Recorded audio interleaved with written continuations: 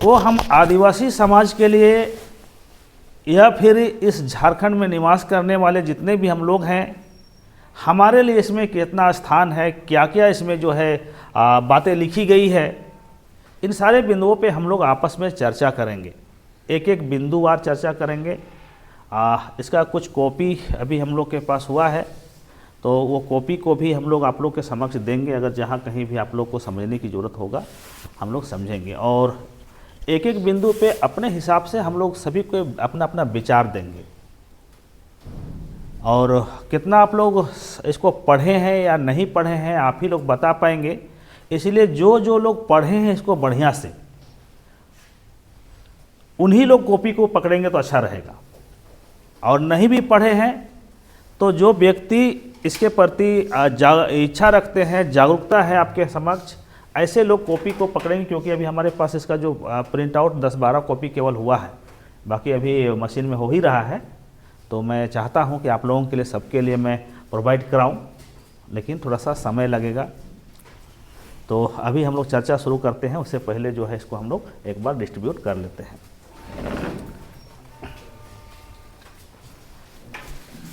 पेशा नियमावली पर चर्चा के लिए हैं, इस वजह से हम लोग बिंदुवार चर्चा करेंगे और जानने का प्रयास करेंगे कि इसमें क्या है क्या नहीं है। कुछ कॉपियाँ अभी हो रही है, वो भी मिलेगा हाथ में, तो आप लोग उसको भी आप लोग केयर करेंगे। और अभी जो है उसी में से आप लोग देख लीजिए।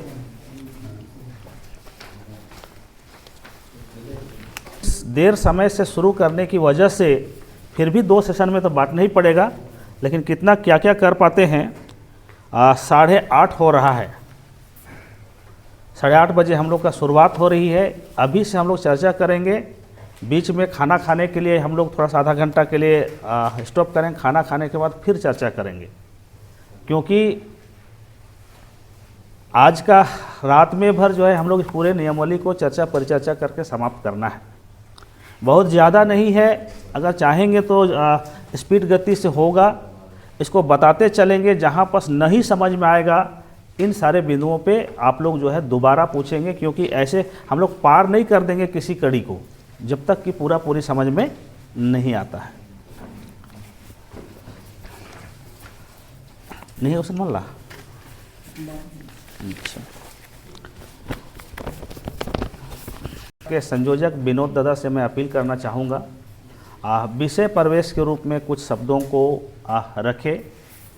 और आज का जो है हम लोग पाठ को आगे बढ़ाएंगे। पहले दादा से कुछ सुन लेते हैं हम लोग। जोहार। पुनः सबों को जोहार। आज इस विषय पर हम लोग बिंदुवार चर्चा करने के लिए बैठे हैं। बहुत से लोगों को पता होगा कि पेशा नियमावली का जब उदय हुआ 1996, उसके बाद झारखंड बनने के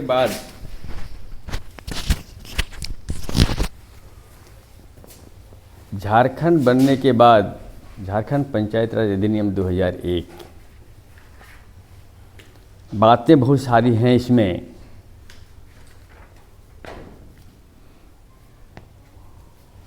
चौबीस दिसंबर 1996 को पेशा नियमावली लागू के होने के पश्चात स्पष्ट उसमें लिखा हुआ है कि 1 साल के अंदर सभी 5वीं अनुसूचित क्षेत्र के राज्य विधानमंडल के द्वारा नियमावली पेशा 1996 के अनुरूप बनाकर इसे लागू करें।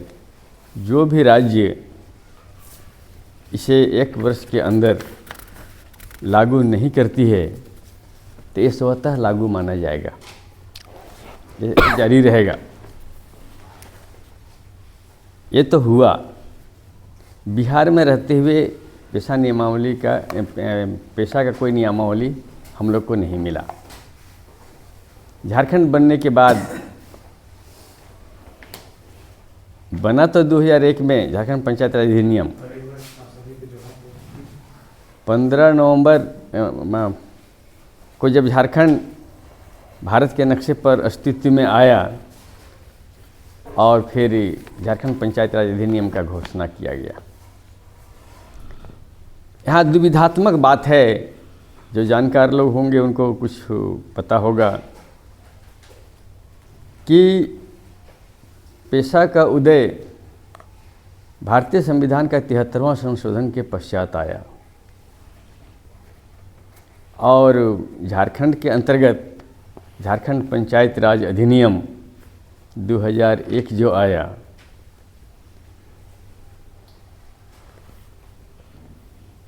झारखंड पंचायत राज अधिनियम 2001 जो नियमावली के रूप में आया वो विवादास्पद हो गया। बहुत सारी बातें उठने लगी। जब 73वां संशोधन सामने आया तो पंचायत को कहीं न कहीं अनुसूचित क्षेत्र से हटाने की बात को लेकर के आया। यहाँ के पारंपरिक जो हमारी व्यवस्थाएं रही है 5वें अनुसूचित क्षेत्र के तमाम राज्यों की, चाहे वो जो भी अनुसूचित जनजाति क्षेत्र रहा हो, वो कहीं न कहीं सभी का अपनी अपनी व्यवस्था का एक नाम था। मुख्य रूप से झारखंड में 5 स्वशासन पद्धति या स्वशासन का नाम अभी जिंदा है। कार्य में कुछ है, कार्य में नहीं है। हमारे कुडुख क्षेत्र में पाढ़ा, खड़िया क्षेत्र में डोकलो शहर और हो क्षेत्र में मानकी मुंडा व्यवस्था, संथाल क्षेत्र में मांझी परगणित व्यवस्था, ये 5 व्यवस्थाएं हमारे बीच जीवित है, नाम के रूप में, आंशिक कार्य के रूप में। विशेष करके हो क्षेत्र में तो काफ़ी सक्रिय रहा है विल्किंसन रूल को लेकर के। आज भी कभी कहीं न कहीं वो लोग काफ़ी अस्तित्व में हैं और सरकार को अपने तरीक़ा से लेकर के चलते हैं। लेकिन हमारे कुडुख क्षेत्र में, उरांव क्षेत्र में लगभग हम लोग अपनी पारंपरिक स्वशासन व्यवस्था से बहुत दूर चले गए, ऐसा महसूस होता है। रह गई बात यहाँ आज जो नियमावली हमारे पास है, हमारे हाथ में जो आई है 2025, अगर इसको गौर से हम लोग देखें तो फर्स्ट में ही, सबसे पहले ही दिखाई देती है। आप लोग जिनके पास है, आप लोग ध्यान देंगे इसको। पहला संख्या 1,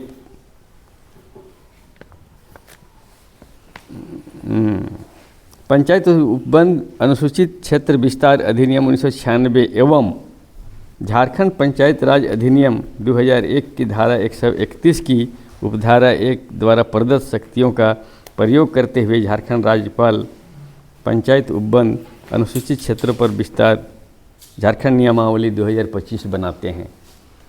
अगर इसको गौर से देखा जाए तो कहीं न कहीं जबरदस्ती एक म्यान में 2 तलवार को डाला गया है। अगर झारखंड पंचायत राज को ही अगर हमको रखना था यहाँ, तो 73वां संशोधन की क्या ज़रूरत थी? और 73वां संशोधन आया तो फिर पंचायत का चुनाव की बात या पंचायत का को अस्तित्व में लाने की क्या ज़रूरत थी? हमारी पारंपरिक स्वशासन व्यवस्था यहाँ पर फिर गौण हो गई। इसी की लड़ाई 2001 से लेकर के 2025 तक लड़ी गई और वही ढाक के 3 पातौली कहावत चरितार्थ हुई। आज भी हम लोग के समझ में ये बात नहीं आ पाई है कि हम पंचायत व्यवस्था से संचालित होंगे या फिर अपनी पारंपरिक व्यवस्था से संचालित होंगे। ये दुविधात्मक स्थिति हमारे पास है। अगर हम इस दुविधात्मक स्थिति में आज भी खड़े हैं तो फिर हमको समझ में नहीं आएगा कि हम किस तरफ जाएं। दूसरी तरफ आज जो ग्राम सभा की बात हमारे बीच में इस नियमावली के अधीन आई है, और एक आया है 2022 में और एक आया है आपका 2001 में, ये 3 जगह पर आया है। इनको अगर तीनों को देखा जाए तो बड़ा अजीब सा लगता है। कहीं ग्राम सभा की बात कही गई है, कहीं पारंपरिक ग्राम सभा की बात कही गई है। हम लोगों को पता है कि हमारा परंपरा के अनुसार ग्राम सभा का आकृति कैसा था, उनका ढांचा क्या था, स्ट्रक्चर क्या था। हमको नहीं लगता है कि हम उसको स्पष्ट रूप से जानते हैं, हम लोग भुला चुके हैं उसको। और जब वो आकृति हमारे सामने आएगी तो धुमकुड़िया उसमें स्वतः उजागर होकर के आता है। लेकिन सिर्फ ग्राम सभा कहेंगे जो 2006 में हमारे ऊपर ज़बरदस्ती थोपा गया है, आज हम उसी से गाइड हो गए और हम उसको अंगीकार भी कर लिए। हमारे पूर्वजों के द्वारा बनाया गया ग्राम सभा को हम लोग भुला दिए। तब इस नियमावली में एक जगह हमारे लिए दिखा कि हम कहाँ से शुरू करें, जिसको हम भूल चुके हैं उसको फिर कैसे संकलित करें, ये हमको इसमें से झलका है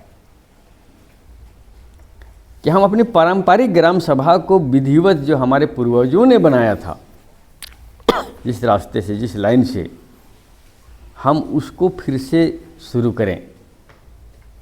और जैसे ही शुरू करते हैं और इसमें जो निर्देश दिया गया है कि हम लोग इसकी सूचना उपायुक्त को, बीडीओ को दें, और जब उसका अनुमोदन हमें मिल जाता है तब यहाँ से हमारी क्रियाकलाप शुरू होनी चाहिए, अगर हम जब सजग रहेंगे तब।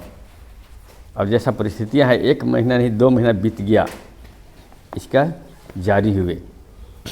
हमको लगता है कि आज 1% लोग भी इसको पढ़ा नहीं है। झारखंड के अनुसूचित क्षेत्रों के तमाम बुद्धिजीवी कहेंगे, समाज के प्रति चिंतक लोग हैं कहेंगे, या फिर समाज के नाम पर ढकोसले में जो उन लोग को इसको पढ़ा नहीं है। अब वो कैसे बताएगा कि हम कौन सा ग्राम सभा में अपने आप को फिट करें। 2006 का ग्राम सभा, पारंपरिक ग्राम सभा। पारंपरिक ग्राम सभा लोगों को भारी लगने लगा है, वजनी लग रहा है। ये कैसा होगा, कैसा बनेगा, कैसा हमारे पूर्वज का पारंपरिक ग्राम सभा था, इस तरह के दिमाग में अभी, अरे छोड़ो यार 2006 ही काफ़ी है, हम आसान की ओर भाग जा रहे हैं। अगर उस तरफ जाएंगे तो हम फिर कभी भी अपनी जगह को हासिल नहीं कर पाएंगे। जो अधिकार हमारे लिए हमारे संविधान में प्राप्त है, हम उसे भी नहीं पा सकेंगे, क्योंकि हम जितना बनाने के प्रयास करते हैं, कहीं उससे ज़्यादा हमारे विरोधी तत्व जो है उसे तोड़ने में लगा हुआ रहता है और लग चुका है। जैसे ही इसका कार्यक्रम हम लोगों ने शुरू किया, इधर हम बनाते जा रहे हैं, उधर से लोग उसको तोड़ते जा रहे हैं, और हमारे लोग हमारी बात को कम और दूसरों की बात को ज़्यादा विश्वास कर रहे हैं। आज हमारे बीच से ज़मीन सबसे ज़्यादा लूटी जा रही है, और उस ज़मीन को हासिल करने का एक बहुत बढ़िया स्थान इसमें से एक पॉइंट है। अगर इसको हम लोग देखेंगे तो ग्राम सभा का अनुमोदन मिलते ही हम तमाम ज़मीन से जुड़े हुए अधिकारियों को आरटीआई के माध्यम से या सवाल खड़ा करके हम उस पर सवाल खड़ा कर सकते हैं, और जैसे ही सवाल आएगा हम उसका जवाब ढूंढने के लिए क्रियाकलाप में हमको आना पड़ेगा। जैसे आज सादा पट्टा में आदिवासियों की ज़मीन हस्तांतरित हो रही है। इसका अध्याय 25 का अंतिम पॉइंट देखेंगे तो उसमें स्पष्ट कहा है कि सीएनटेक 1908 की धारा 49 को छोड़कर, जो कि डीसी को विशेषाधिकार दिया गया है, वो भी सिर्फ भूमिहरी के लिए है, जिसका जिक्र नहीं है लेकिन उसका विशेष अधिकार है, उसको छोड़कर बाकी किसी भी तरह का ज़मीन का हस्तांतरण होना है तो ग्राम सभा से अनुमति ली जानी है। तब हम जब पारंपरिक ग्राम सभा गठन करेंगे तब हम उसके आधार पर हम उसको अनुमति देंगे ना। और अभी जो 2006 का ग्राम सभा हमारे पास है, उससे चलते फिरते अनुमति मिल जाती है, उसकी कभी सभा नहीं होती है, उस चलते फिरते हस्तांतरण हो जाता है और ग्राम सभा का पारित हो जाता है वो। तो क्या हम उसी रास्ते पर जाकर के अपना अधिकार पा सकेंगे? एक सवाल है ये। तो ऐसी तमाम सवाल इसमें से निकल कर आएगा, जो हम लोग इसको एक एक बिंदुवार चर्चा करेंगे तब।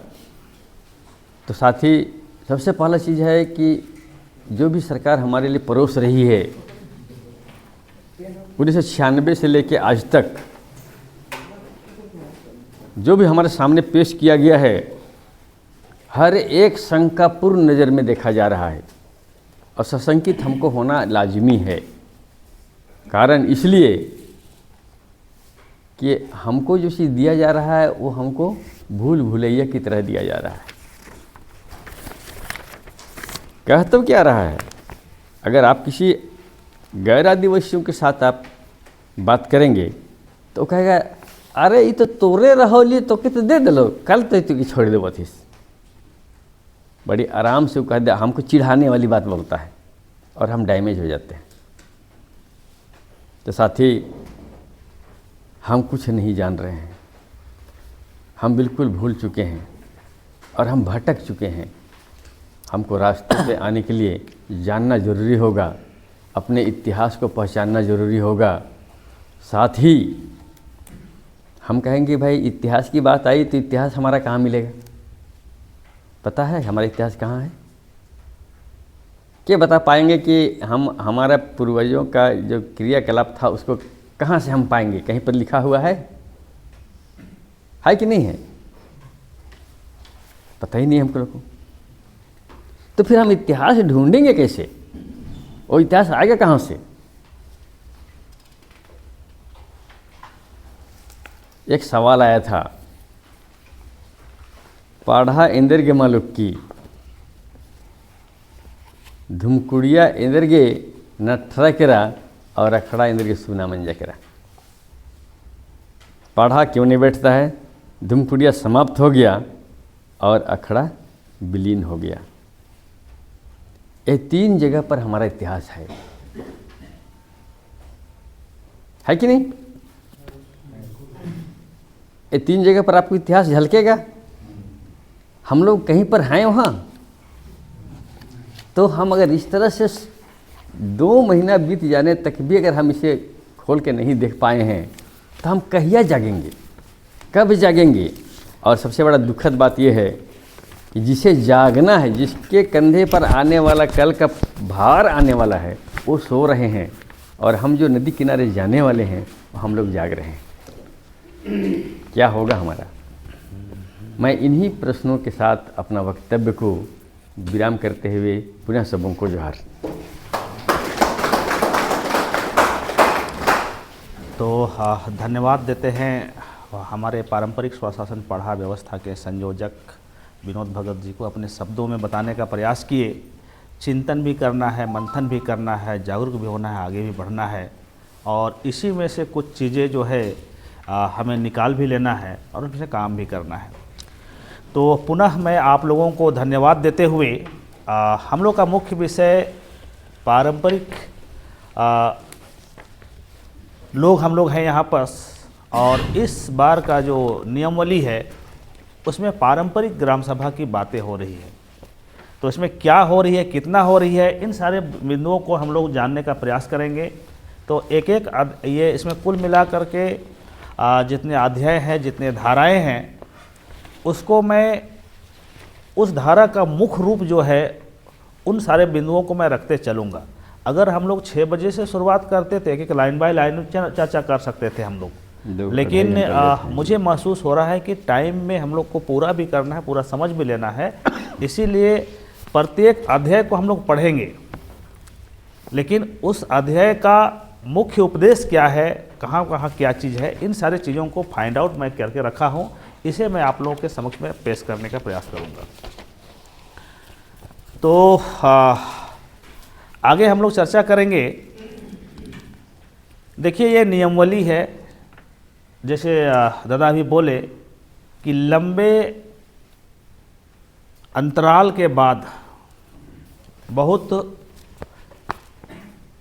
देरी में जो हमारे पास बनकर के आया है, इसमें कुछ गुण है तो कुछ दुर्गुण भी है।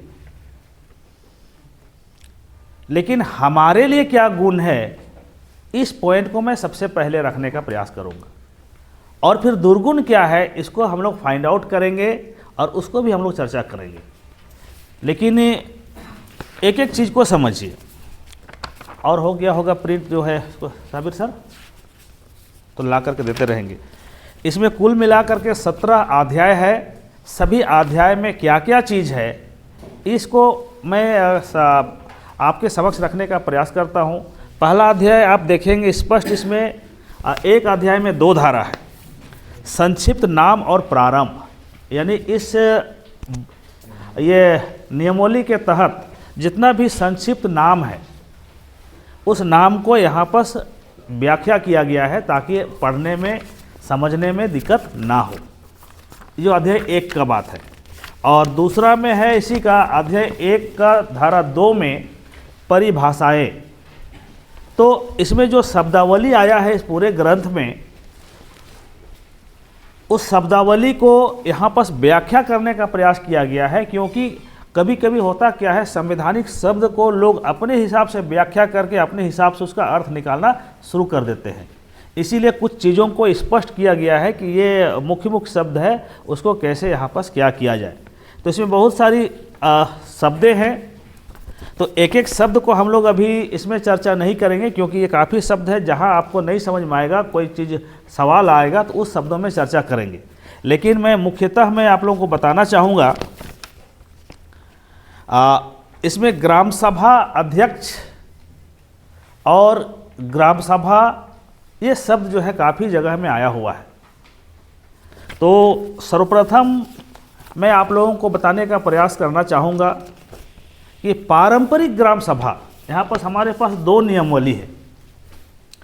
एक नियमावली है जो 22 में निर्मित हुआ था, 22 में बनाया था सरकार, वो नियमावली, और ये अभी जो है फाइनल गजट में पास हुआ ये नियमावली। तो अभी जैसे दादा बोल रहे थे कि 22 वाला नियमावली में जो है ग्राम सभा की बातें होती है, और इस नियमावली में क्या है, पारंपरिक ग्राम सभा की बातें होती है। तो सिर्फ ग्राम सभा और पारंपरिक ग्राम सभा में क्या अंतर है, इसको भी हम लोग को समझने की आवश्यकता है। तो ये पुराना है, ये पास नहीं हुआ है, लेकिन इसमें रखा गया था बात सिर्फ ग्राम सभा। और अभी जो इसमें पास हो चुका है, जो कानून बन गया है, हम लोग इसको मान्यता देंगे, इसको मान्यता देंगे, और इसमें पारंपरिक ग्राम सभा की बातें कहती है।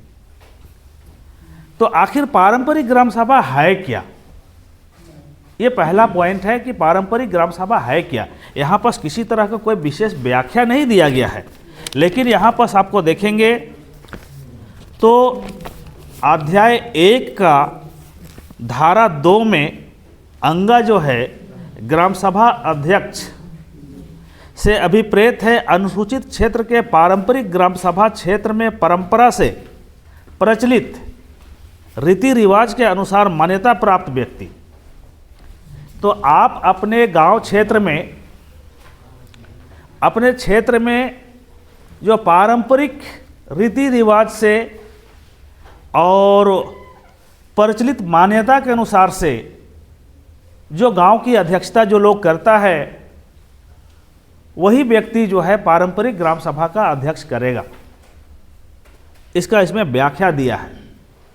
तो आप लोगों से मैं पूछना चाहता हूं, आप लोग यहाँ पर जैसे यहाँ पर उपस्थित हो पाए, 15 पढ़ा गढ़कस्मार, सर्वप्रथम यहाँ पर विशेषतः मैं फोकस किया था कि वहाँ के तमाम पदाधिकारी यहाँ पहुँचे ताकि इन सारी चीज़ों को समझ पाए। तो 15 पढ़ा गढ़कस्मार से पहुँचे हैं यहाँ पर, 12 पढ़ा सेन्हा राजा से हैं, 12 पढ़ा चौकड़ी राजा से हैं, और 12 पढ़ा हिसरी राजा से हैं। यहाँ पर नज़दीक पढ़ा के तमाम पदाधिकारी लगभग यहाँ उपस्थित है। इसके अलावा हमारे दूर से पालवी सतपढ़ा पालवी से बाबा लोग यहाँ उपस्थित हो पाए हैं, 9 पढ़ा चूंद से उपस्थित हो पाए हैं, बाकी तमाम छिटफुट और भी जगह से हैं, और ख़ास करके हमारे बिशुनपुर क्षेत्र से हमारे दादा लोग पहुँचे हैं। ये तो आज का इस बैठक में लगभग सभी हम लोग पारंपरिक लोग हैं, अपने अपने क्षेत्र से अपनी परंपरा को समझते और जानते हैं। तो आप लोगों से मैं थोड़ा सा सवाल करूंगा, क्योंकि आज सिर्फ भाषण का दिन नहीं रहेगा, हम लोग एक एक शब्दों को समझने की दिन रहेगा। तो आप लोगों से मैं पूछना चाहता हूं, उरांव क्षेत्र के हम लोग हैं, उरांव बहुल क्षेत्र के हम लोग हैं, तो हमारा पारंपरिक अगुआ जहाँ पर परंपरा जिंदा है वहाँ के लोग तो बढ़िया से जान पाते हैं, लेकिन पारंपरिक अगुआ हम लोग किसको मानते हैं अपने गांव में? ये सवाल है आप लोग से। पारंपरिक अगुआ कौन होते हैं हमारे गांव में?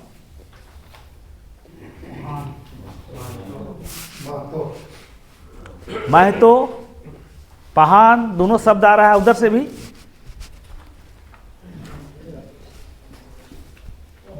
और कोई बताइए उधर से पीछे। आप लोग बिशुनपुर क्षेत्र में आप लोग बताइए कि आप लोग का पारंपरिक अगुआ जो है कौन होते हैं? पहान।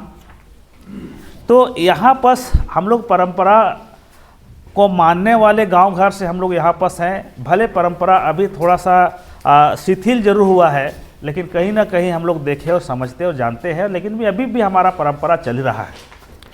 तो यहाँ पास दिया हुआ है, यथा संथाल समुदाय में माझी और परगना, और हो समुदाय में मुंडा मानकी देवरी, खड़िया समुदाय में ढोकलो सोहोर, मुंडा समुदाय में हाथू मुंडा पहान राजा, पढ़ा राजा या पहान, उराव समुदाय में महतो पढ़ा बेल या पहान, भूमिज में मुंडा सरदार नाया डकुआ।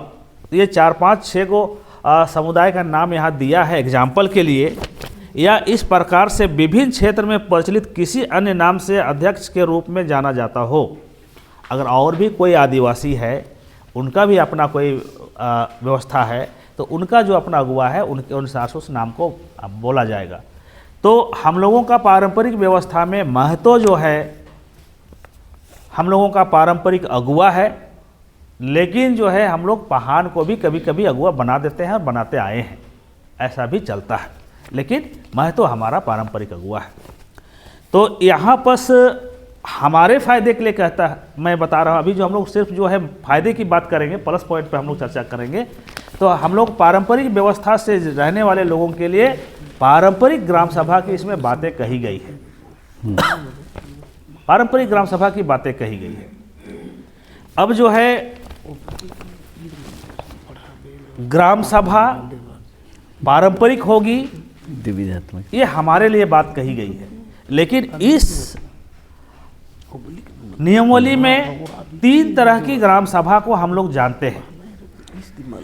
पॉइंट बाय पॉइंट जो है आने के लिए थोड़ा सा हम लोग को टाइमिंग होगा, इसीलिए मैं थोड़ा सा सिस्टम को ये थोड़ा सा मुख्य चीज़ों को मैं आगे ला रहा हूँ, ताकि बाकी चीज़ों को भी हम लोग माइनस का जो होगा वहाँ माइनस में, प्लस का जो होगा वहाँ प्लस में। तो यहाँ पर ग्राम सभा 3 तरह की बातें कही गई है। स्पष्ट रूप में इस चीज़ को नहीं लिखा है कि आखिर ग्राम सभा 3 तरह का होगा, ऐसा यहाँ नहीं लिखा हुआ इस नियमावली में।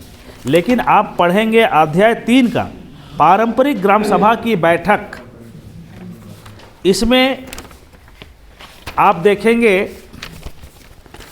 तो आपको धारा 7 के तहत ग्राम सभा की बैठक जो है उसका 1, 2, तीसरा नंबर में एक शब्द है, ये एक लाइन है, एक पैराग्राफ है, उसको मैं पढ़ करके आप लोग को बता रहा हूँ। उसके बाद मैं व्याख्या करके बताऊंगा इसको कि ग्राम सभा 3 तरह का ग्राम सभा को मान्यता दिया गया है आपको इस नियमावली के तहत। वो कौन कौन सा होगा, पहले अक्षरों में मैं पूरी पढ़ के बता रहा हूँ, फिर व्याख्या करके बताऊंगा मैं। जिस ग्राम सभा क्षेत्र में परंपरा से प्रचलित रीति रिवाज के अनुसार मान्यता प्राप्त व्यक्ति जो ग्राम प्रधान यथा माझी, मुंडा, पहान, महतो या अन्य नाम से जाना जाता हो, ऐसे सदस्य नहीं हैं। समझ लीजिएगा, अभी जितने भी नाम हम लोग लिए उसमें से अगर वो नहीं है वहाँ, उस परिस्थिति में जब हमारा पारंपरिक व्यवस्था के लोग वहाँ पर नहीं हैं, उस परिस्थिति में उक्त क्षेत्र में अनुसूचित जनजाति के सदस्यों द्वारा अध्यक्षता की जाएगी। ये इम्पोर्टेंट बात क्या है? पहली बात तो पारंपरिक ग्राम सभा कह दिया गया, और पारंपरिक ग्राम सभा जो है अध्याय 3 का धारा आपको 7 का 3 में कहता है कि पारंपरिक ग्राम सभा होगा जिसमें महतो, पहान, पुजार या जिस नाम से जाना जाता है उस भाषा में उनकी अध्यक्षता और उनकी अगुवाई में वहाँ परंपरा से प्रचलित गांव है तो वहाँ पर पारंपरिक अगुवा होगा। लेकिन उसी का जो है पैराग्राफ में देता है कि जिस गांव में ऐसे लोग नहीं हैं, जिस गांव में महतो नहीं है, पहान नहीं है, उस गांव में परंपरा प्रचलित ही नहीं है, ऐसे परिस्थिति में यहाँ पर कहता है अनुसूचित जनजाति के सदस्यों द्वारा अध्यक्षता की जाएगी। जहाँ परंपरा नहीं, परंपरा विलुप्त हो चुका है जिस गांव में, उस गांव में अगर अनुसूचित जनजाति का कोई भी वहाँ पर लोग निवास करता हो तो अगर एक भी परिवार हो, इसको भी समझने की ज़रूरत है। कोई गांव में ऐसा है कि अगर वहाँ पर आदिवासी बिल्कुल कम हो या परंपरा को मानने वाले बिल्कुल नहीं हो, ऐसी परिस्थिति में वहाँ पर अगर एक भी परिवार परंपरा को मानने वाला हो, पारंपरिक व्यक्ति हो, तो वहाँ से अध्यक्षता होगी और जनजाति सदस्य में से होगी। ये इस पॉइंट पे है। आगे और चलते हैं आपको इसी में। परंतु उक्त क्षेत्र में अनुसूचित जनजाति के सदस्य ना हो तो बैठक में उपस्थित सदस्यों की बहुमत से मनोनीत समर्थित व्यक्ति की जाएगी। तो अब मैं बताना चाहूँगा कि इसको पढ़ने से एक चीज़ है, अध्याय 3 का धारा 7 में सब क्लोज 3 है, उसका पूरा पढ़िएगा आपको तो पारंपरिक ग्राम यानी कि ग्राम सभा का गठन के विषय में यहाँ पर चर्चा होती है। तो मैं आप लोगों को बताया ग्राम सभा 3 तरह का होगा। असमंजस में नहीं पढ़ना है, लोगों को लगता है कि ये कैसा होगा, नहीं होगा, बहुत चर्चा का विषय है कि रूढ़िजन्य शब्द को यहाँ नहीं डाला गया, ऐसे बहुत सारे शब्द इसमें आते हैं। लेकिन इसमें स्पष्ट रूप में लिखता है, इसको आप पढ़ करके देख लीजिएगा। अभी मैं पढ़ के बताया कि ग्राम सभा 3 तरह का होगा। जहाँ पर परंपरावादी लोग रहते हैं, जहाँ पर हमारी पारंपरिक व्यवस्था जिंदा है, जहाँ हम लोग को मान्यता है, वहाँ पर पारंपरिक व्यक्ति ही उस ग्राम सभा का अध्यक्षता करेगा और पारंपरिक ग्राम सभा ही वहाँ पर चलेगा। लेकिन बहुत सारे ऐसे गांव हैं जहाँ पर परंपरावादी लोग हैं ही नहीं, परंपरावादी लोग नहीं हैं। मान करके चलिए आपको लातेहार क्षेत्र के कुछ गांव में ये चीज़ देखने के लिए मिलता है जहाँ पर गैर आदिवासी निवास करते हैं। कोई कोई ऐसा भी गांव है जो जिसमें कि गैर आदिवासी लोग निवास कर रहे हैं, या फिर आदिवासी भी है लेकिन पारंपरिक लोग नहीं हैं। जैसे कि आपको इधर डुमरी चैनपुर में चले जाइएगा तो वहाँ पास आदिवासी तो हैं लेकिन पारंपरिक लोग नहीं हैं, कन्वर्ट हो चुके हैं, है कि नहीं। तो जिस गांव में कोई महतो पहान है ही नहीं, जिस गांव में लोग जो है परंपरा को मानने वाले लोग हैं ही नहीं, उसके लिए ऑप्शन दिया है इसमें कि ऐसे गांव में अगर जहां परंपरा प्रचलित नहीं है, परंपरा के लोग नहीं हैं, वहां पर अनुसूचित जनजाति का लोग कोई भी उसमें अध्यक्षता करेगा। और एक उदाहरण मैं देना चाहूँगा, जिस गांव में अन्य जाति के लोग हैं, मुस्लिम हैं, हिंदूज़ हैं, अगर ऐसे लोग वहाँ पर उस गांव में निवास करते हैं और उस गांव में अगर एक भी परिवार आदिवासी है तो उस परिवार का व्यक्ति ही उस ग्राम सभा का अध्यक्षता करेगा इस नियम के अनुसार से। ये 2 तरह का ग्राम सभा हुआ। और तीसरा ग्राम सभा है आपको जहाँ पर बिल्कुल आदिवासी भी नहीं है। कोई कोई गांव ऐसा है, 1-2 मुस्लिम गांव का नाम वहाँ पर पेश किया था लोग, कि जिसमें आदिवासी ही नहीं है, सब मुस्लिम है या फिर सब हिंदू है उस गांव में। तो ऐसे परिस्थिति में, और वो 5वें अनुसूचित क्षेत्र के अंतर्गत में उस गांव है, वह गांव है, तो ऐसे परिस्थिति में वहाँ का ग्राम सभा जो होगा वो सर्वसहमति से, जो जनरल क्षेत्र में जो ग्राम सभा चलता है उसी तरह से सर्वसहमति से किसी एक व्यक्ति को चयन किया जाएगा, वही लोग सर्वसम्मति से चयन करेगा और वही ग्राम सभा का अध्यक्षता करेगा। तो आप लोगों को मैं बताने का प्रयास किया कि ग्राम सभा इस नियमावली के हिसाब से 3 तरह का ग्राम सभा होगा। तो इसमें कोई डाउट आप लोग को लग रहा है कहीं पर? समझने में कोई गड़बड़ी महसूस हो रही है? एक एक को क्लियर करते चलेंगे हम लोग, है ना।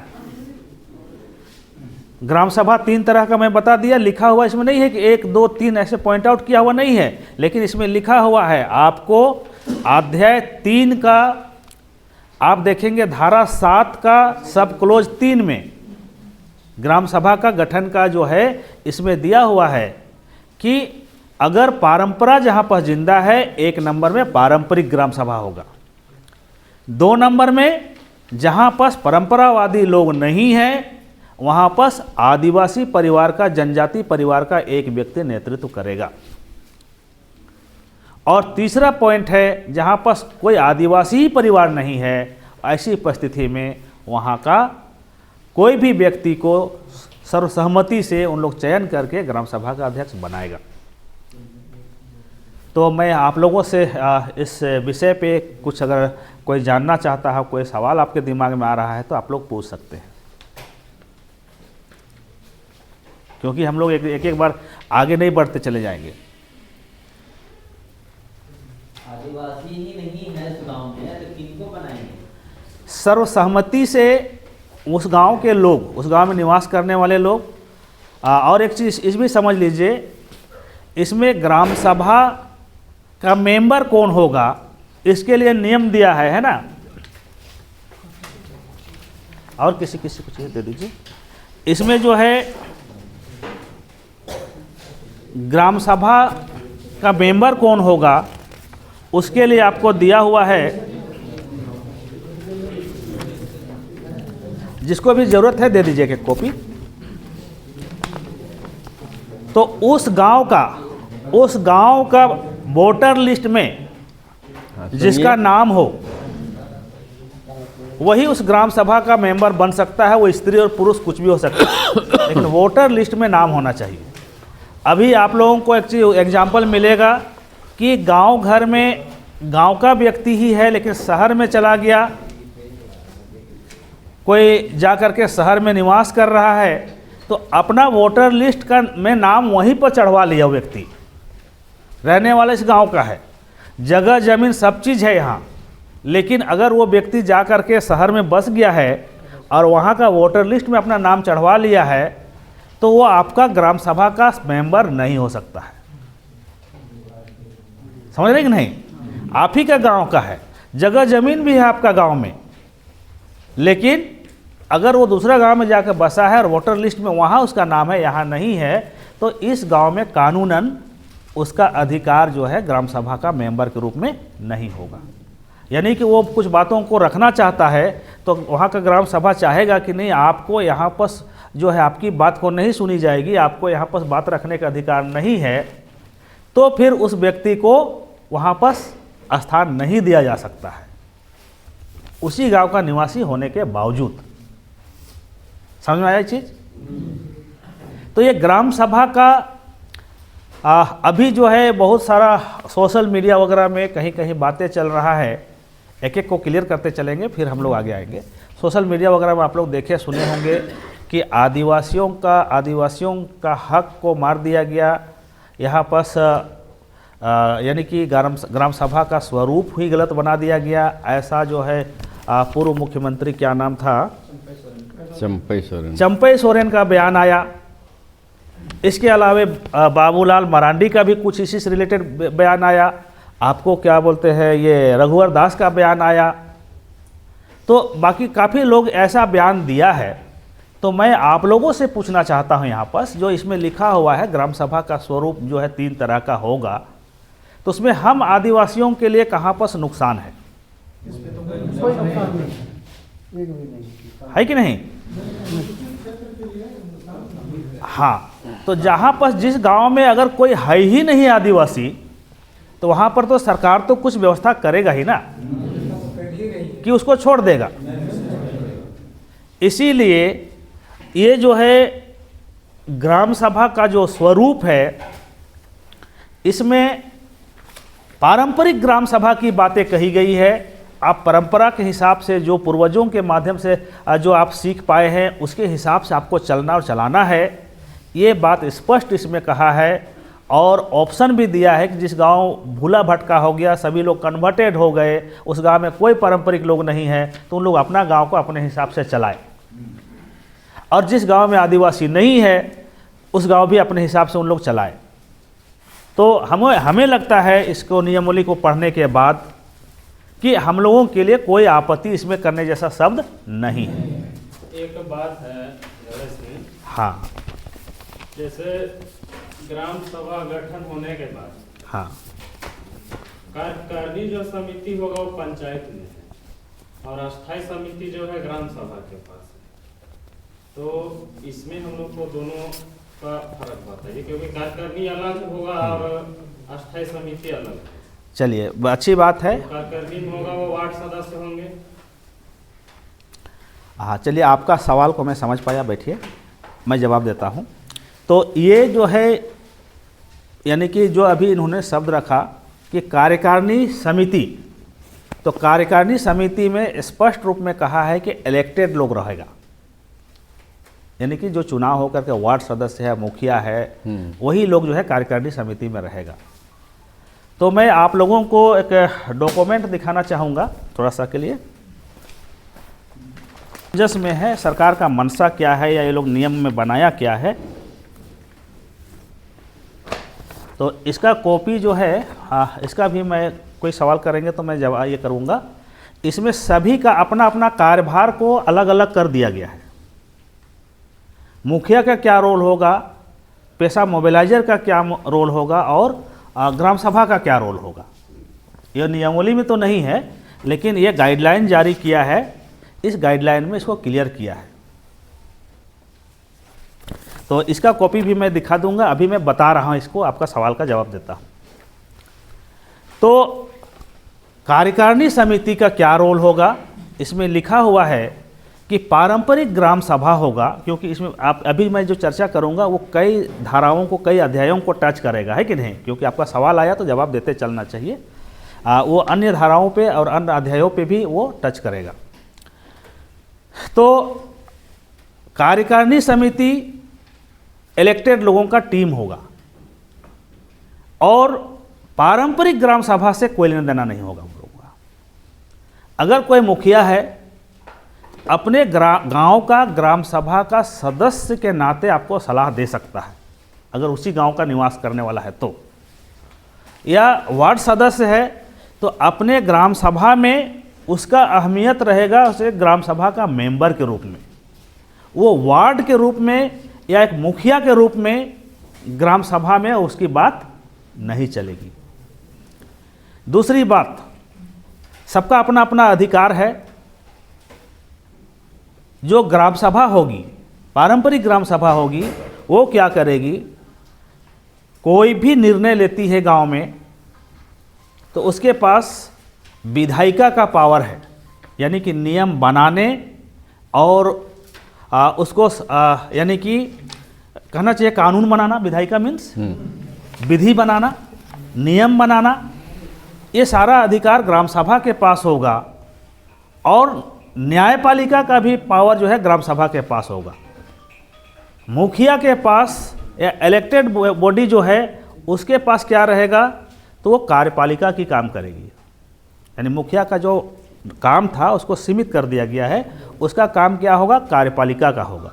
यानी कि हम लोग ग्राम सभा वाले लोग, पब्लिक, आप लोग जो है जो निर्णय ले करके आप जो लिखित रूप में आप दे दिए, सहायक सचिव आपका रहेगा। एक चीज़ इसको भी समझना होगा कि प्रत्येक गांव में इसमें ऑप्शन दिया है।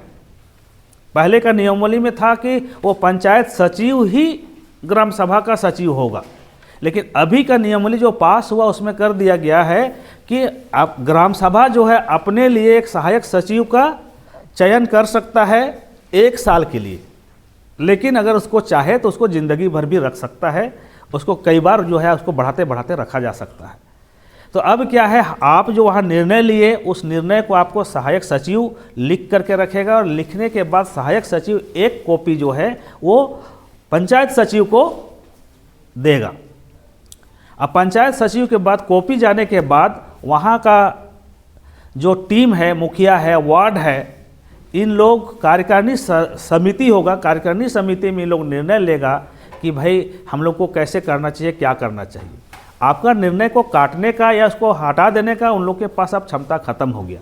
पहले क्या था कि अगर आप गांव से ग्राम सभा तो जालीय ग्राम सभा था मान के चलिए, लेकिन ग्राम सभा का कॉपी में चढ़ गया कि नहीं फलना फलना को इंदिरा आवास देना है, लेकिन क्या है वहाँ पास मुखिया या वार्ड सदस्य मिल करके उसको हेर फेर करके इसको नहीं देना है तो उसको देना है करके उन लोग जो है अपना काम निकाल लेता था। लेकिन अब जो है क्या है कि आप जो निर्णय लिए और उसको प्राथमिकता में दे दिए कि पहला नंबर में इसको इसको इसको देना है, निर्णय ले लिए हैं और एक कॉपी आपका सहायक सचिव के पास है, दूसरा कॉपी पंचायत सचिव के पास गया और उसमें फेरबदल होने की चांस जो है बिल्कुल नहीं है। अब उन लोग क्या है केवल संचालन समिति रहेगा। आपका कार्य को इंदिरा आवास आ गया, उसका जितना भी डॉक्यूमेंट्री चीज़ है सारा करेगा उन लोग, निर्माण कार्य है उन लोग करेगा, लेकिन आपका निर्णय को छेड़छाड़ करने की ताकत वहाँ पर नहीं दिया गया है। तो ये सारी चीज़ें हैं, इसलिए कार्यकारिणी समिति का रोल जो है हमारा पारंपरिक ग्राम सभा में कहीं नहीं है, वो अपना पंचायत का बॉडी में है। और ये चीज़ समझ में आया कि और कुछ इसमें जानना चाहते हैं? इसमें हमको एक चीज और जानना है, जब पंचायत है तो पाढ़ा राजा का क्या काम? मुखिया है तो पाढ़ा राजा को, जैसे अभी हम लोग आपसी परिचय दे रहे हैं 7 पाढ़ा 12 पाढ़ा 13 पाढ़ा 14 पाढ़ा, तो परिचय का कोई वैल्यू नहीं रह जाएगा जब मुखिया ऑलरेडी हमारे पास रहेगा, तो पाढ़ा राजा का क्या काम? आपसे मैं एक सवाल करता हूँ, आप जो निर्णय करेंगे, हम जो निर्णय करेंगे ग्राम सभा, उसको कार्य रूप में कौन देगा, कौन काम करेगा या कौन करवाएगा? मतलब ये सवाल है छोटी सी समझने के लिए। मतलब अगर ग्राम सभा निर्णय लेता है कोई भी चीज़ का तो उसको काम को कौन करवाएगा? अभी विधायक निर्णय लेता है, सांसद निर्णय लेता है, तो उसको काम करवाने के लिए डीसी, एसपी, बीडीओ, सीओ से लेकर के नीचे तक है कि नहीं? मतलब एक बॉडी बना कर रखा है ना। हम उस चीज के लिए समझ रहे बॉडी बना करके, तो कार्यपालिका के लिए ही बात किया जा रहा है, तो चुनाव में तो कोई ठेपा छाप भी तो मुखिया बन सकता है, तो नहीं ऐसा है, अभी मुखिया को पावर जो है एकदम बिल्कुल सीज कर दिया गया है। अब मुखिया कोई निर्णय नहीं ले पाएगा, ठीक है। इसमें जो है स्पष्ट कहा गया है कि मुखिया कोई निर्णय नहीं ले पाएगा या वार्ड सदस्य कोई निर्णय नहीं ले पाएगा। बस उन लोग जो है एक सरकारी बॉडी की तरह काम करके उन लोगों को काम करना है, सरकारी बॉडी की तरह काम करना है। जैसे कि अभी बीडीओ, सीओ है, डीसी है, जो भी है, तो इन लोग क्या है एक सरकार का एक बॉडी है। तो उसी तरह से अभी जो है पारंपरिक ग्राम सभा हम लोगों का उतना सक्षम नहीं है कि हम ही लोग अपना सरकार डायरेक्टली चला पाए, और इसीलिए अभी हम लोग को स्वीकार करना चाहिए, लगता है मुझे। नहीं तो अगर हम लोग सक्षम रहते, हमारी पारंपरिक ग्राम सभा व्यवस्थित रहता और हम लोग अपना पढ़ा को सुचारू रूप से चलाते रहते, सारा चीज़ ठीक ठाक रहता, तो हम लोग दावा भी कर सकते थे कि वो मतलब हटाया जाए। तो इसलिए जो है इन लोग बड़ी चालाकी से, एक चीज़ समझ लीजिए, इसको विनोद दा शुरुआत में ही कहा था कि ये बड़ी चालाकी से इन लोग दोनों चीज़ को एक साथ घुसा दिया। एक में और 2 तलवार। हाँ, बड़ी चालाकी से घुसा दिया, लेकिन कानून तो बन चुका है। अभी हम लोग ऐसा सक्षम तो नहीं है कि हम लोग इसको क्या कहते हैं, कानून बनाने वाले तो नहीं हम लोग हैं, या हम लोग चाह भी लेंगे कि इसको नहीं होना चाहिए तो भी होके रहेगा, इसलिए तो बना हुआ है। तो मैं कहना चाहूँगा ये अभी जो बातें आई उसमें भी थोड़ा सा अपनी बातों को रखना चाहूँगा। पहली बात, भारत देश में बैठे हुए लोग, एक ऑडियो है रश्मि कत्यानंद जी का, वीडियो तो नहीं मैं बना पाया लेकिन ऑडियो मैं रिकॉर्ड किया हूँ। भारत देश में बैठे हुए लोग है कि नहीं, भारत देश में बैठे हुए संचालित करने वाले लोग हैं। अब आप लोग से मैं पूछना चाहता हूँ, हम लोग स्वतंत्र हैं कि गुलाम हैं? गुलाम है तो क्यों है? नहीं मतलब हम लोग स्वतंत्र हैं कि गुलाम हैं, सो बताइए तो। स्वतंत्र है स्वतंत्र शासन कह तो अभी दोनों तरह का बातें आया, स्वतंत्र है गुलाम है। मैं बताना चाहूँगा हम लोग गुलाम हैं, हम लोग गुलाम हैं। क्यों? क्योंकि भारत देश का संचालन जो है विदेशी लोग कर रहा है। अब बड़ा अजीब सा सवाल है इसमें, विदेशी लोग कर रहा है। आप जो है संविधान को अध्ययन करेंगे, मैं सारा पुस्तक इससे रिलेटेड पुस्तक में रख दिया हूँ। संविधान को अध्ययन करेंगे तो भारत देश में 3 तरह का पावर दिया गया है। पहला पावर है, इसीलिए ऐसी भारत सरकार वाला जो युवा संघ भारत वाला कहता है ना कि भाई हम लोग यहाँ का मूल मालिक हैं, ये हैं वो हैं, वो लोग ऐसे नहीं कहता है। संविधान में लिखा हुआ है, संविधान में लिखा हुआ है कि हम लोग मूल मालिक हैं, हम लोग मूल बासिंदा हैं। तो मैं आपको बताना चाहूँगा कि भारतीय संविधान में जो हम लोगों के लिए यहाँ पर है, हम लोग वास्तविक रूप में यहाँ का पारंपरिक व्यवस्था से चलने वाले लोग हैं, हम लोग मूल निवासी हैं। इसीलिए तो मजबूरी में इन लोगों को देना पड़ रहा है पैसा एक्ट और फलना ढकना जो भी है। ज़बरदस्ती 5वीं अनुसूचित क्षेत्र का नियमावली को, संविधान का ये चीज़ों को दरकिनार करते हुए मतलब है कि हम लोगों को कम से कम लॉलीपॉप पकड़ा करके चुप किया है इन लोग, क्योंकि हमको अधीन रखा है। हम गुलामों को उन लोग हक और अधिकार शक्ति देना चाहेगा क्या? देना चाहे क्या? कोई भी सत्ता में बैठे हुए लोग जो है ना, किसी भी कीमत पे हम लोगों को पावर नहीं देना चाहता है, ताकत नहीं देना चाहता है। लेकिन मजबूरी भी है, हम लोग दिखाना चाहता है कि हम डेमोक्रेसी देश हैं। पेशा नियमावली बना, अपने पेशा कानून बना, उसमें स्पष्ट रूप में कहा है कि 1 साल के अंतर्गत नियमावली बना के लागू कीजिए, अन्यथा जो है ये स्वतः लागू हो जाएगा। हम लोग राज्यपाल से मिलने गए थे लगभग जो है 1 साल पहले, तो राज्यपाल जब उससे चर्चा किए तो वो अपने शब्दों में बोल दिया कि यहाँ तो पैसा लागू नहीं है। जब राज्यपाल बोल रहा है पैसा लागू नहीं है तो दूसरा क्या कहेगा? अब उससे क्या सवाल और जवाब कर सकते हैं। डॉक्टर नारायण उरांव इस बात को रखे थे कि पैसा का ये 4D के तहत जो है हम लोगों को ऐसा हक है, इस बातों को निकाल रहे थे। इसी क्रम में राज्यपाल अपने मुंह से बोल दिए कि नहीं, यहाँ तो पैसा लागू नहीं है। तो सोच करके देखिए, पैसा कानून कहता है कि अगर 1 साल के अधीन आप नियमावली नहीं बनाए तो लागू है, और राज्यपाल अपने मुख से बोल दिया था कि नहीं लागू नहीं है। तो हम लोग चुप हो गए, बातें खत्म कर दी, उससे बहस करना उचित बात नहीं है। तो मैं यही कहना चाहूँगा आप सबों से कि ये अभी हम लोगों को वो लड़ाई, यहाँ पर ये पंचायत चुनाव होना चाहिए कि नहीं होना चाहिए, ये लंबी बातें हैं। लेकिन वर्तमान में जो नियमावली बन चुका है हमारे बीच में, इसमें हम अपने लिए प्लस पॉइंट कहाँ से ढूंढे, ये चीज़ यहाँ पर क्लियर स्पष्ट रूप में रखा गया है। और मैं बताना चाहूँगा, अगर मुखिया चुनाव को यहाँ से हटाने में कामयाब हो पाते हम लोग, यहाँ पर इलेक्शन को बंद कर पाते, तो निश्चित बात है कि पूरा भारत देश में एक उलगुलान हो जाता और सभी जगह आदिवासी लोग जो अभी नियमावली जैसे तैसे बना करके चला रहा है, वो नियमावली उन लोगों का सब कोई डिमांड करता कि नहीं, हम लोगों को भी ऐसा ही चाहिए। और स्पष्ट पता चल जाता कि यहाँ का मूलवासी लोग ये लोग हैं, इन लोग यहाँ का बासिंदा लोग हैं, इनका मेन पहला हक है, उसके बाद हम लोग का हक है।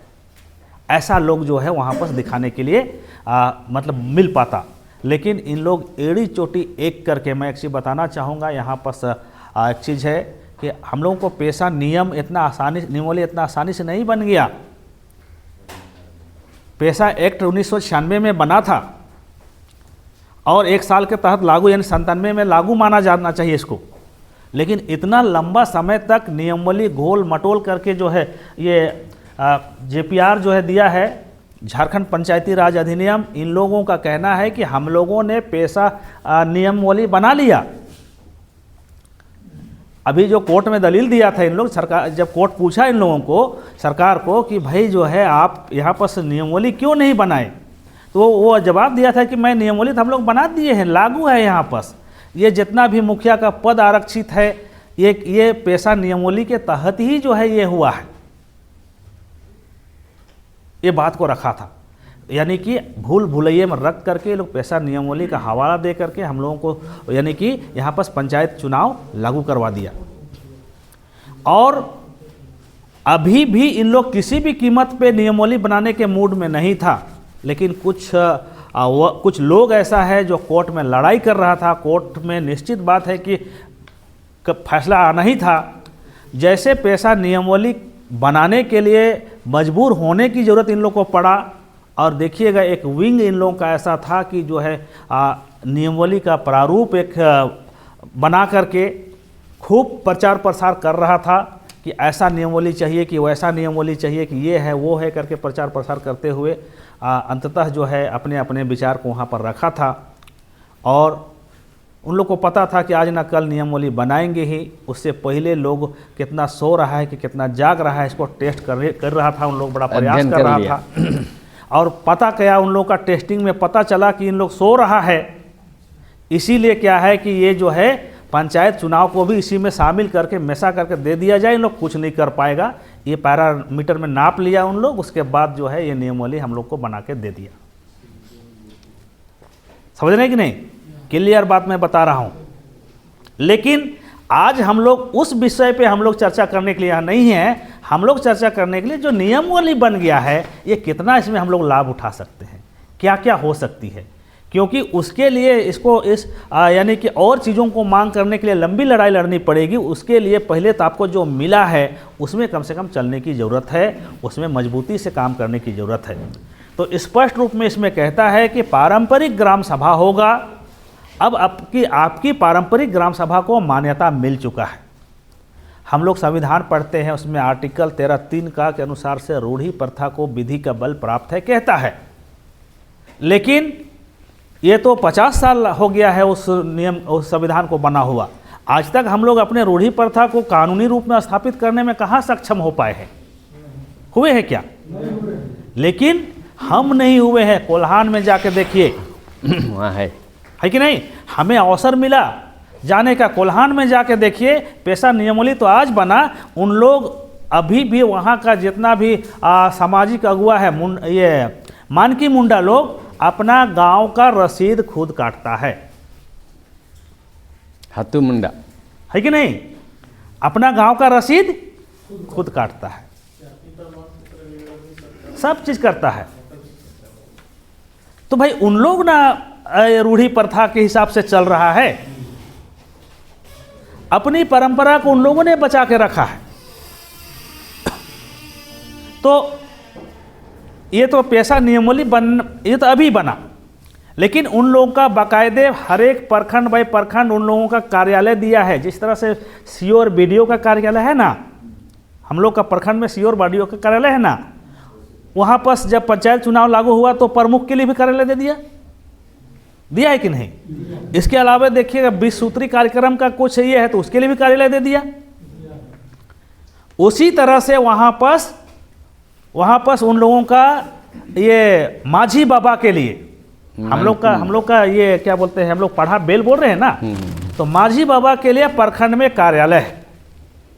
उस प्रखंड क्षेत्र में जैठो माझी बाबा है।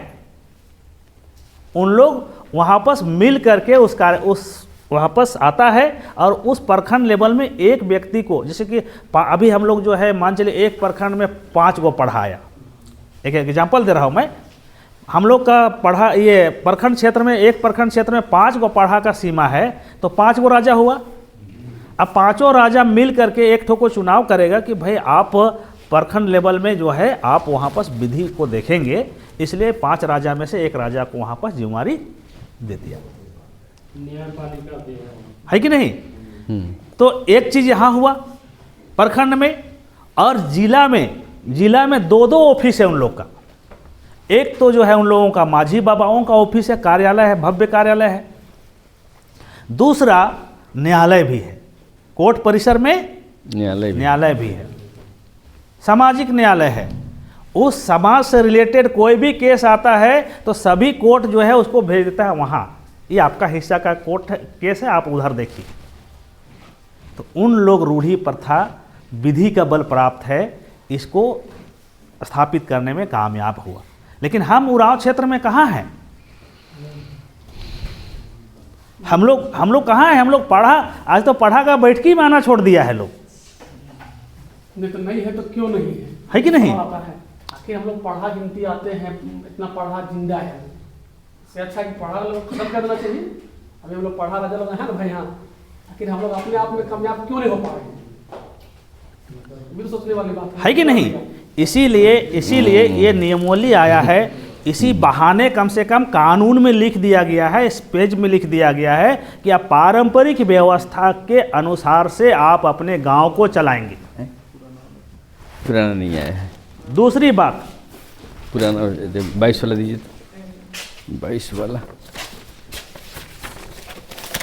मैं बताना चाहूँगा कि अगर जो है गांव का कोई भी विवाद हुआ, कोई भी मामला हुआ जिसको आप गांव में निपटाना है, अभी छोटा मोटा जो भी विवाद है उसको गांव में निपटाना है, और अगर गांव में फैसला आप किए और किसी फैसला को यानी पारंपरिक ग्राम सभा का फैसला को अगर जो है वो व्यक्ति लगा कि मेरे साथ अन्याय हुआ है, नहीं मानने जैसे मतलब उसको लग रहा है कि हमको थोड़ा सा दिक्कत समस्या है, तो अपनी बातों को लिखित रूप में अपने स्तर से ऊपरी ग्राम सभा, यानी कि हमारा उरांव क्षेत्र में है तो क्या है, एक पारंपरिक ग्राम सभा से ऊपर क्या है, पढ़ा है, तो उसमें अपना अपील करेगा।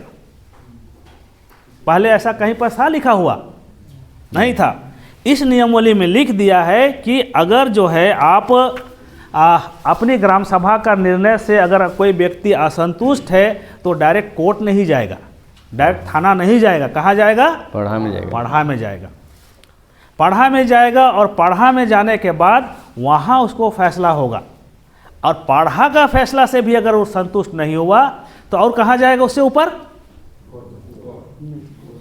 आपका पारंपरिक पढ़ा से ऊपर और कोई पढ़ा है कि नहीं है? 3 या 5 पढ़ा बेलों का भी है, बेल पंचा। ठीक है, अभी हम लोग जिला पढ़ा कह रहे हैं, लेकिन पहले क्या था, संघी पढ़ा या पंच, ये जो है पहले जो है 2-3 ठो पढ़ा मिल के कोई निर्णय को लेता था।